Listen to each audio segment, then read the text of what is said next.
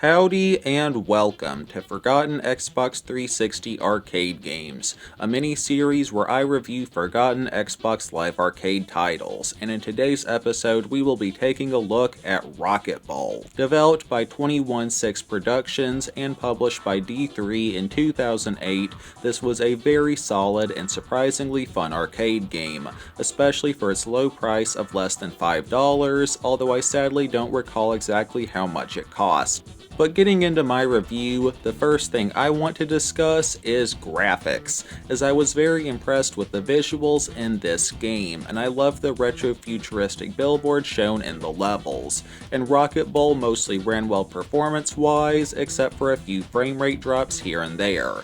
As for gameplay, this title has 3 single-player modes and MP, with the first solo game mode being something called Free Play.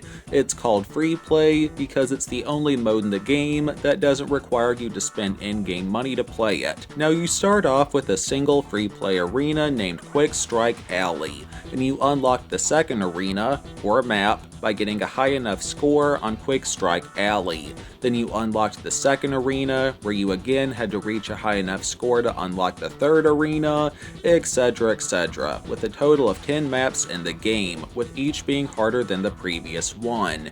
As far as earning points, you do this by, well, bowling.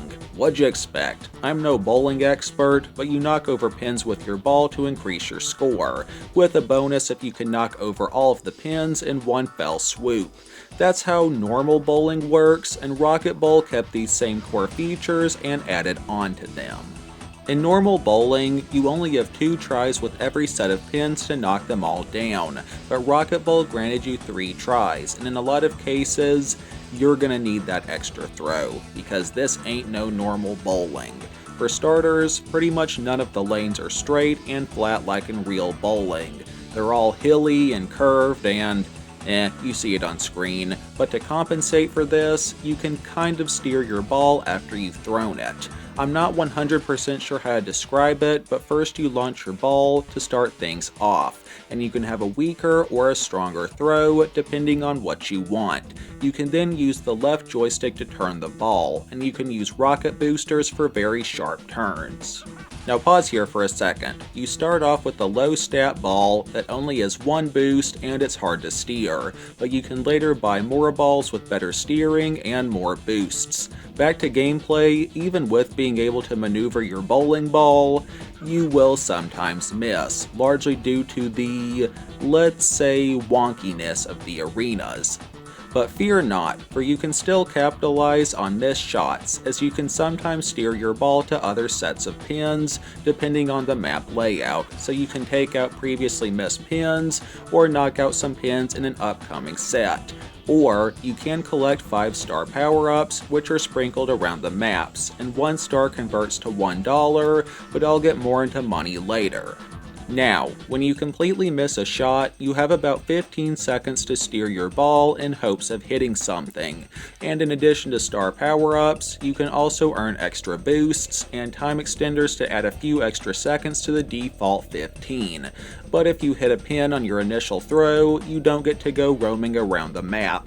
And also, hitting water is almost completely guaranteed to sink your ball, so be sure to stay clear of H2O. With all this discussed, I think the next thing to mention is that there are 10 sets of pins in each arena, and the maximum score available is 300, but I never once even broke 250 in any of the games that I played, even on the easiest beginner map.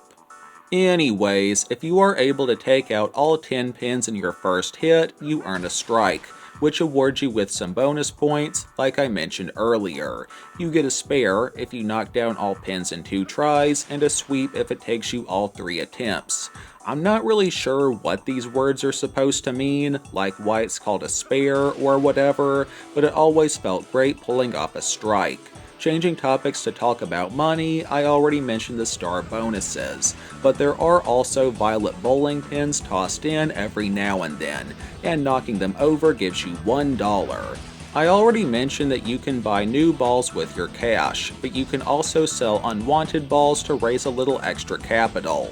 And this game offers many balls to choose from, but outside of purchasing new spheres of whatever bowling balls are made out of, you also need money to access the other single player modes, being Challenge and Tournament.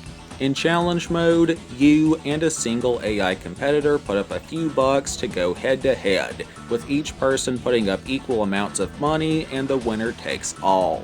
In Tournament mode, you have to pay into a prize pool in order to enter, and you compete against 5 AI players to try and get a high score, with the 3 best performing players getting a cash reward. Gameplay-wise, all modes are the same, except for the latter 2 modes which have dough on the line. There is technically a 4th solo game mode under free play, where it's just standard bowling, but you can steer your ball, but there aren't any power-ups, so nothing too fancy. As far as multiplayer modes, there is online PvP, and the servers are still up, they're just vacant. But there is a local MP mode as well, although I didn't have anyone to play it with, so no comment there. However, Rocketbowl does offer online leaderboards, which is pretty cool. On the topic of audio, the soundtrack and the sound effects were okay. As a bit of a final note, this title has some pretty hard achievements, and the only 2 I unlocked were the low-hanging fruit ones, but mad respect for anyone who managed to 100% this game. In conclusion, Rocketbowl is an enjoyable little arcade game that I tinkered with for a few hours. Although I didn't really beat it, I still had quite a bit of fun with this game, and I give Rocketbowl an 8 out of 10 by my grade scale. As far as similar games that I can recommend, I would say maybe Polar Bowler on the DS or Wii Sports for the bowling game. Alright, that's it for my 3rd episode of Forgotten Xbox Arcade Games.